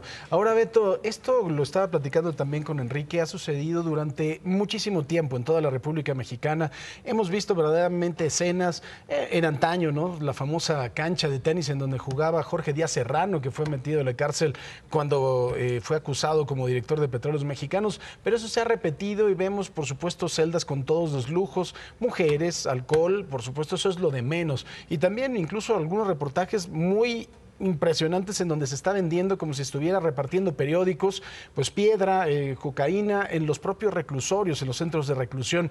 O sea, no hay ninguna voluntad de que esto termine o no se puede terminar con él. Digamos, Paco, que el problema del sistema penitenciario en México es una especie del eslabón perdido en la cadena de justicia criminal que tenemos en México, y eso es mucho que decir, porque los otros eslabones de la cadena pues tampoco están para presumirse, ¿no? Son el tema preventivo, que corresponde a las corporaciones policiales, el tema de procuración de justicia, que es quien debe de investigar los actos criminales, quien administra la justicia, que finalmente le corresponde al Poder Judicial, y finalmente el eslabón del sistema penitenciario, que es en definitiva uno de los aspectos más olvidados históricamente en México por los gobiernos locales particularmente, que son quienes tienen la mayor capacidad en términos cuantitativos de centros penitenciarios en México, cerca de 250, 251 según INEGI el año pasado. Y bueno, esta lamentable circunstancia ha provocado que en esos 4 paredes de los centros penitenciarios, en donde concentras la mayor cantidad, evidentemente, de personas que han cometido, presuntamente han cometido algún delito, y en algunos de estos casos con perfiles criminales verdaderamente de muy alto nivel.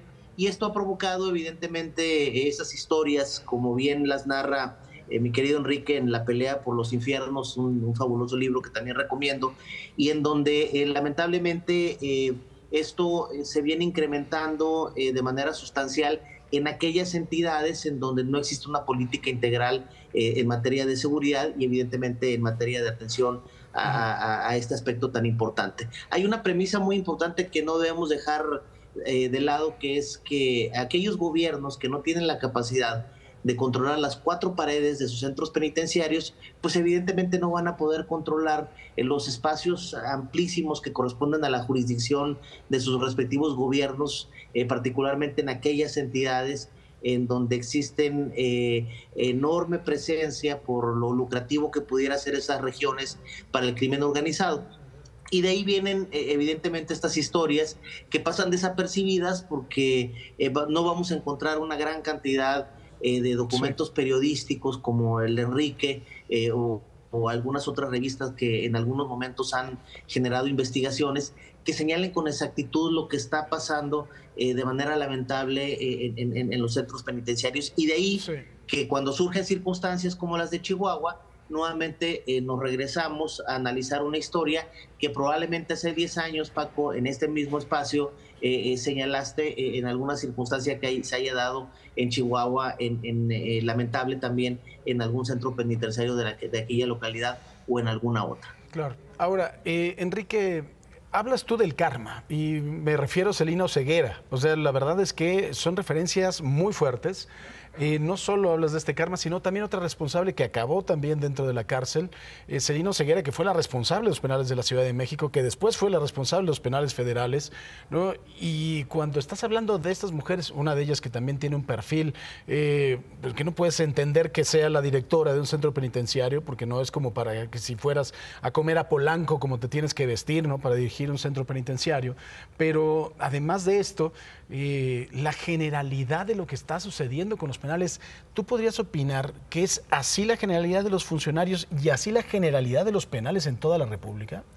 Yo diría que un alto porcentaje de las prisiones... ¿Qué tan alto? Yo lo entendería como en un 70%, ¿no? Aquí en México no hay una especialización respecto a esas áreas, es decir, respecto al sistema penitenciario, pronto lo podemos ver, ¿no? Primero, la mayoría de las prisiones tienen una visión policíaca, ¿no? O sea, dependen de la Secretaría de Seguridad Pública y por ende pues tiene esa visión muchas veces de policía. Y no porque se desestime, sino simple y sencillamente porque no siempre es lo óptimo.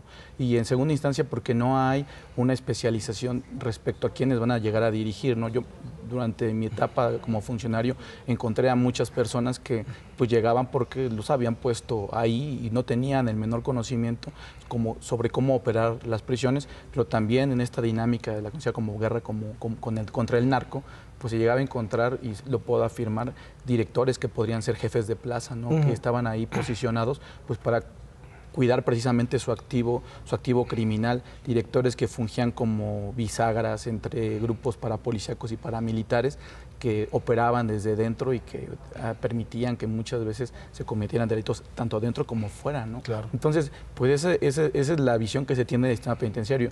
Hay aquí mismo, pues en el libro trato de reflejar que existen también muchos funcionarios que no se bajan de ese barco, pero pues son funcionarios que terminan muchas veces ya sea tras las rejas o ya sea también muertos, ¿no? Claro.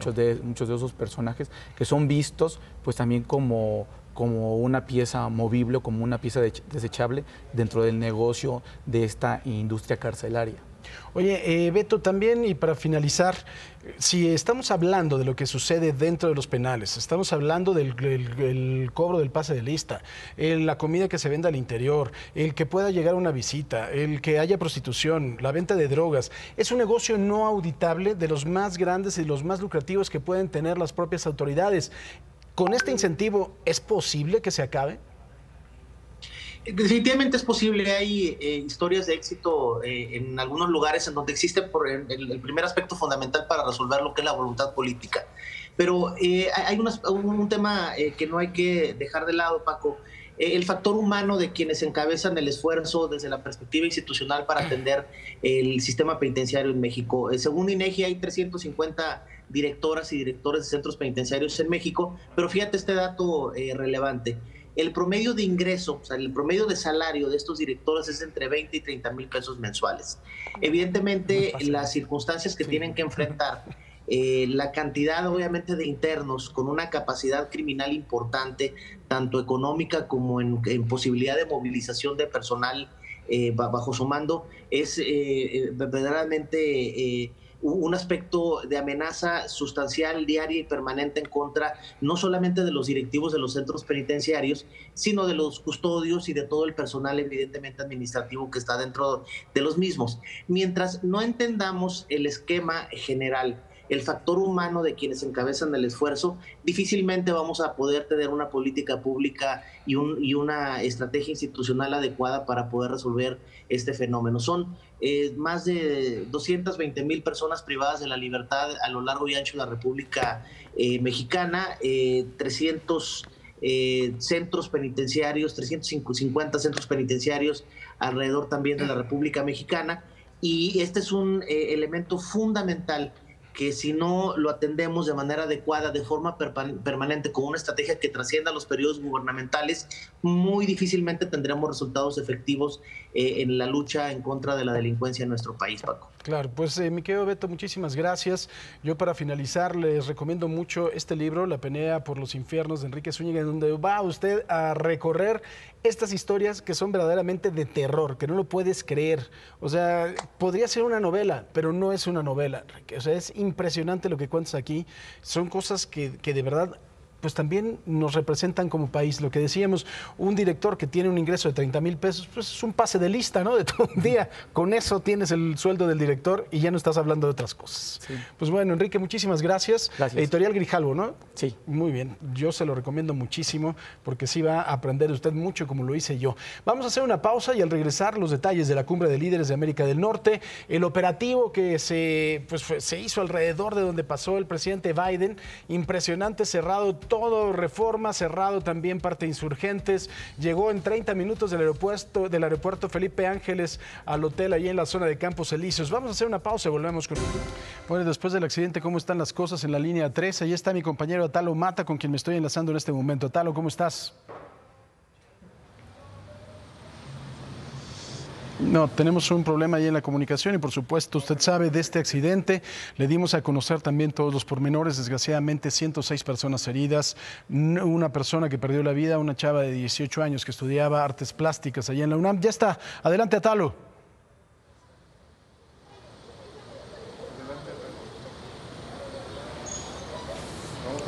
No, tenemos problemas ahí en la comunicación, más adelante regresamos con él. Mire, como ya le comentábamos, ayer el presidente Biden llegó poco después de las 7 de la noche a México. Como se había anunciado, aterrizó en el Aeropuerto Internacional Felipe Ángeles, en donde fue el propio presidente López Obrador, el canciller Marcelo Ebrard y los embajadores de México y Estados Unidos, Esteban Moctezuma y Ken Salazar. Ambos mandatarios se saludaron y fueron escoltados por una valla de honor del ejército mexicano hasta La Bestia, el vehículo blindado en donde se traslada Biden en todas sus giras. Cabe resaltar que el protocolo del servicio secreto indica que durante las giras oficiales el presidente de Estados Unidos solo puede viajar en La Bestia únicamente con su familia o equipo nuclear, pero aquí lo acompañó el presidente López Obrador en este traslado de poco más de 30 minutos. Fueron platicando hasta las inmediaciones del hotel en donde se quedó el presidente Biden en este vehículo de 9 toneladas de titanio, de aluminio y de vidrio blindado. Y precisamente, ¿qué es lo que está pasando ahí en los alrededores de este hotel de Polanco, en donde está el presidente Joe Biden? Ahí está mi compañero Jorge González. ¿Cómo estás, mi querido Jorge? Buenas tardes. Buenos días, perdón.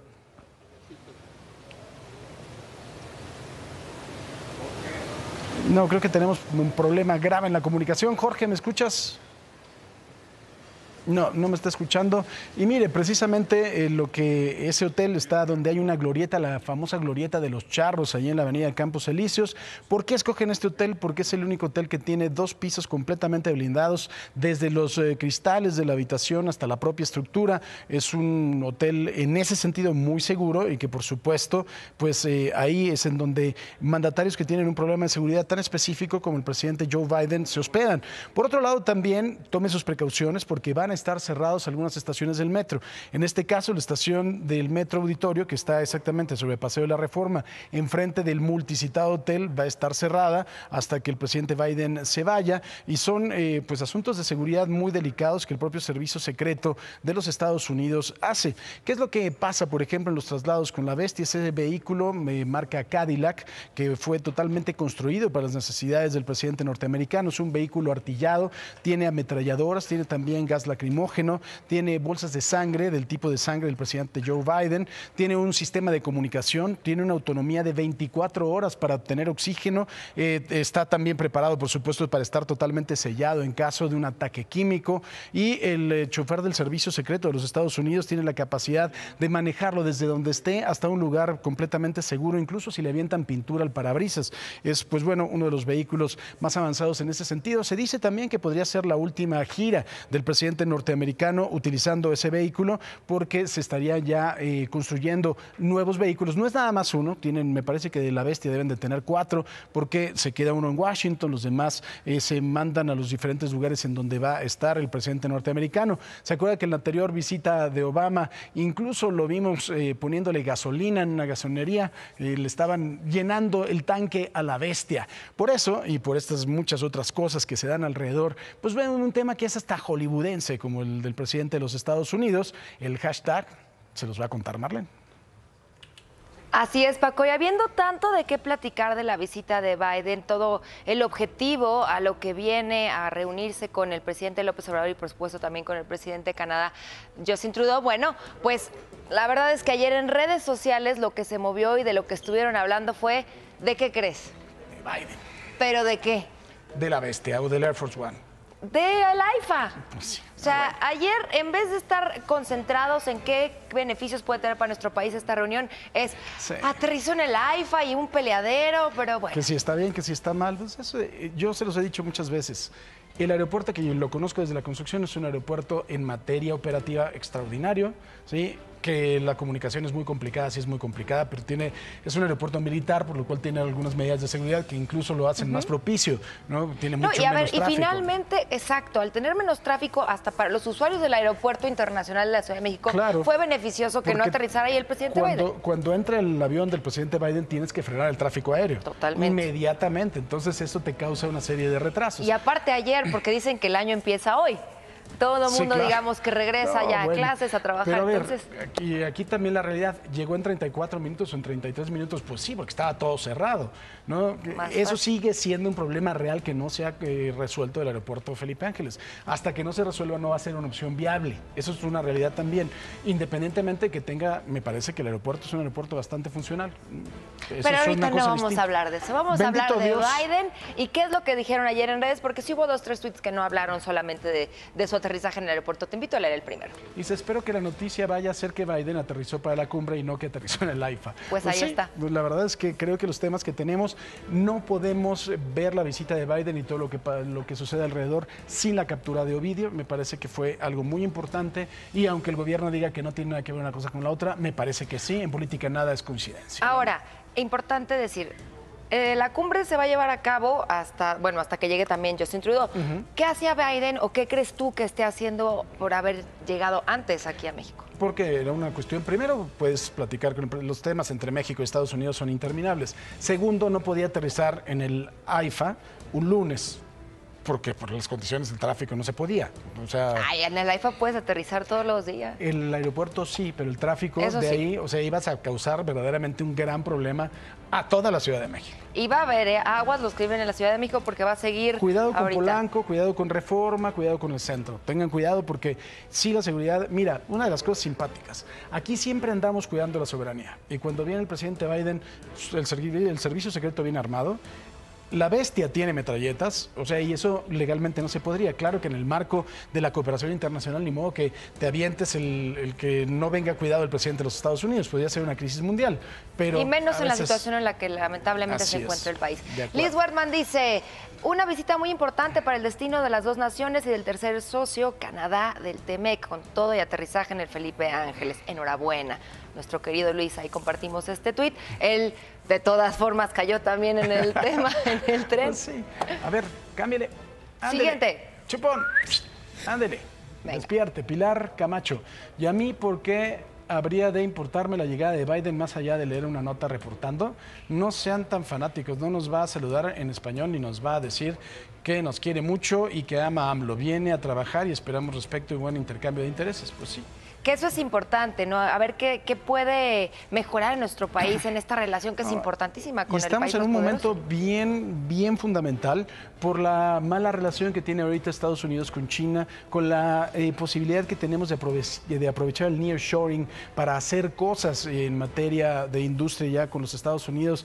Creo que lo deberíamos de aprovechar. Y el tema de los migrantes, ¿no? Que también se dice que se va a tratar a ver qué va a hacer para México y qué va a ser también de beneficioso para pues nuestros paisanos que están viviendo allá, ¿no? Así es. Dice Wiki Chama, dice, qué bueno. Es una Wiki Chava, sí. Sí, ok. Qué bueno que Biden llegó al AIFA en domingo, en la noche. Hay mucha actividad en el aeropuerto internacional y hubiera sido un caos para los pasajeros y de por sí, que es lo que te decía, que es otro punto de vista. Digo, desde el tema logístico, claro que convenía mucho más que no hubiera tal caos. Pero aunque Jill, su esposa, sí llegó al aeropuerto internacional. Claro, pero es distinto los protocolos de seguridad al respecto de la esposa que del presidente. Y se la llevaron a la Basílica de Guadalupe. Pues es que son guadalupanos. Ay, qué bonito. Gracias, son gringos Paco. guadalupanos. Qué hermoso. Vamos contigo, Cristal. Gracias. Yo les platico que la niña de 8 años de edad que fue atacada por un murciélago, recuerdan este caso, junto a sus 2 hermanos en el municipio de San Lorenzo, Texmelucan, en Oaxaca, lamentablemente murió. Esto fue el sábado y se trató del posible contagio de rabia silvestre, tal como sucedió con su hermano de 7 años el pasado 28 de diciembre, según los servicios de salud de Oaxaca. Durante la estancia de la menor ahí en el Hospital General Aurelio Valdivieso, varios especialistas estuvieron al pendiente de su salud en todo momento, de cómo evolucionaba la paciente, pero su salud pues presentaba ya daño irreparable. Lamentablemente murió la segunda persona, pues eran 3 los niños que fueron afectados por esta mordedura de murciélago y supuestamente por rabia. Ya murió la segunda persona por esto. Ah, ya está este cuate. Y mire, precisamente ya llegó el que estaba ausente, que es el señor Rodrigo Pacheco, con los ganadores y perdedores. Señor Pacheco. Mi querido Paco, qué gusto estar contigo. Igualmente. Ya no sé si un 9 de enero se puede decir feliz año, pero feliz año claro a todos que los se puede. nos ven. Y sabes que hoy, Paco, es un día también clave porque se dio a conocer cómo cerró el 2022 en materia de inflación. Interesante porque cerró la inflación por debajo del 8%.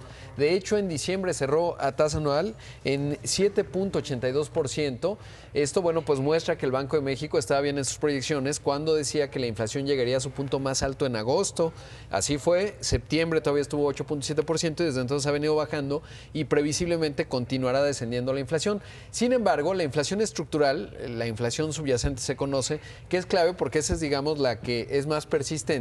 Bueno, esa todavía sigue relativamente alta, arriba del 8%. Estamos hablando de 8.35%.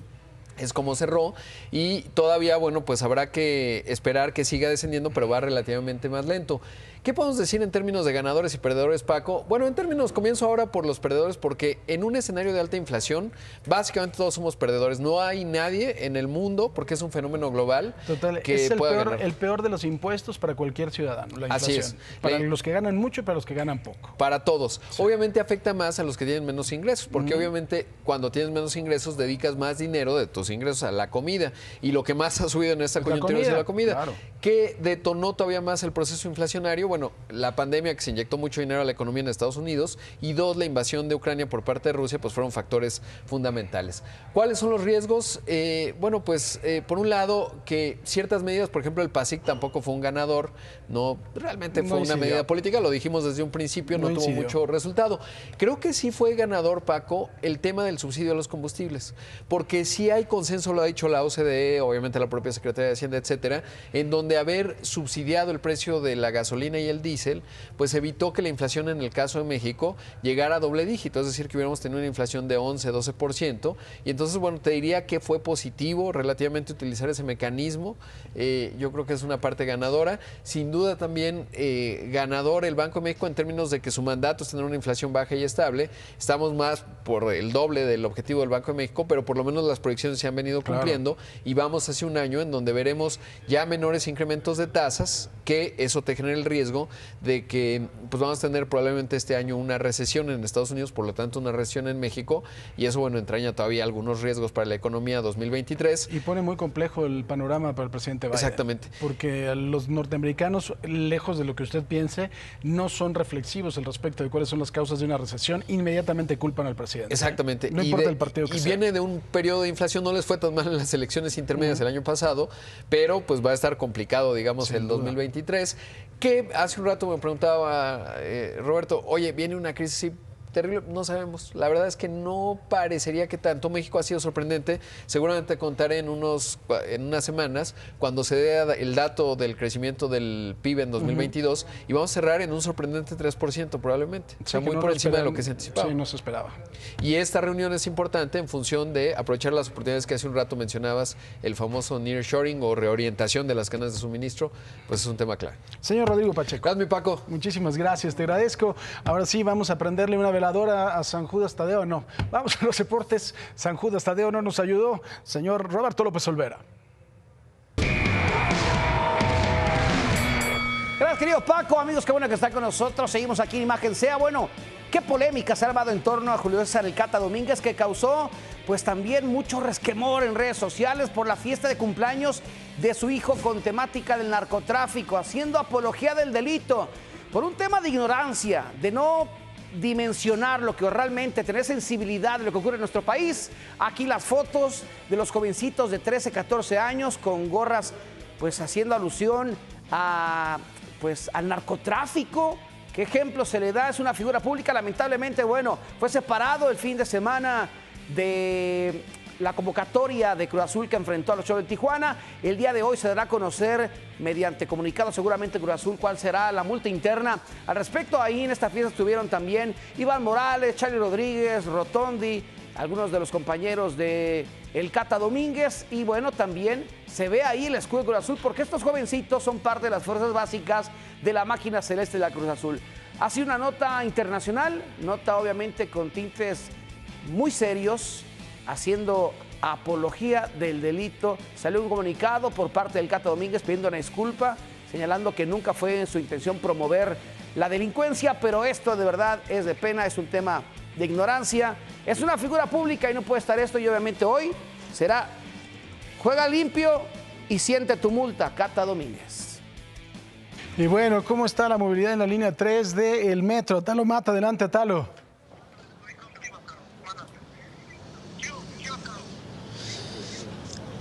Hola, ¿qué tal? Buenos días, gusto en saludarles. Pues estamos aquí en el metro Potrero de la línea 3 del sistema de transporte colectivo. Pues decirles que aquí en Insurgentes Norte y la calle Victoria, en la colonia Guadalupe Insurgentes, pues hemos visto un tanto de incertidumbre y confusión por parte de los pasajeros que generalmente utilizan esta estación o esta línea. Después del choque de dos unidades el sábado pasado, pues se han tenido que suspender operaciones, por lo cual el gobierno de la Ciudad de México pues ha tenido que abrir algunas alternativas para que la población pueda transportarse. Y pues las opciones han sido que la Secretaría de Movilidad de la Ciudad de México abrió un servicio de camiones de la RTP completamente gratis de Indios Verdes a Tlatelolco y a Hidalgo para que los usuarios puedan transportarse desde el sábado y pues ahora en los siguientes días hasta que se normalice la situación. Así que pues por el momento la gente está preocupada. Llegan aquí los camiones RTP y aquí donde podemos ver algunas personas están esperando a abordar estas unidades, pero se tardan de 5 a 10 minutos y la gente se desespera y tiene que en algún momento estarse disputando a los taxis que pasan, que también son muy escasos o ya vienen con pasaje a bordo, y pues la gente se desespera porque necesita una de las unidades RTP. No pasan y agarran ya cualquier taxi con la desesperación y la prisa de poder llegar a sus destinos, tanto de trabajo como de la escuela. Así que pues es la información que les tenemos desde la estación del metro Potrero de la línea 3. Todavía está un poco complicada la situación, o muy complicada para los pasajeros aquí en este sistema de transporte colectivo. Muy bien, gracias, querido Talo. Buenos días. Y bueno, gracias, buen día. Buen día. Ya veíamos esta tragedia que ocurrió en el metro de la Ciudad de México, este choque de trenes, pasajeros prensados, una mujer que pierde la vida, más de 100 heridos. Y nos vamos a enlazar con nuestros compañeros de Pisa y Corre para que nos platiquen más de qué es lo que le van a ofrecer el día de hoy. ¿Cómo estamos, mi querida Pam? ¿Cómo estamos también, mi Poncho? Buenos días. Muy buenos días, Paco. Qué gusto saludarte. Muchas gracias por la bienvenida, que así lo vamos a estar haciendo todas las mañanas. Yo no sé si te caiga bien esta puntadota o no. No, seguro sí, ¿no? Nos da mucho gusto verte, Paco. Claro que sí, igualmente. Pues bueno, importantísimo que la gente se entere con ustedes de lo que pasó en el metro. 4.6 millones de personas viajan diario en el metro de la Ciudad de México, así que no es un asunto menor. Sin duda. Un fuerte abrazo, Paco. Buen día. Buen día, muchísimas gracias.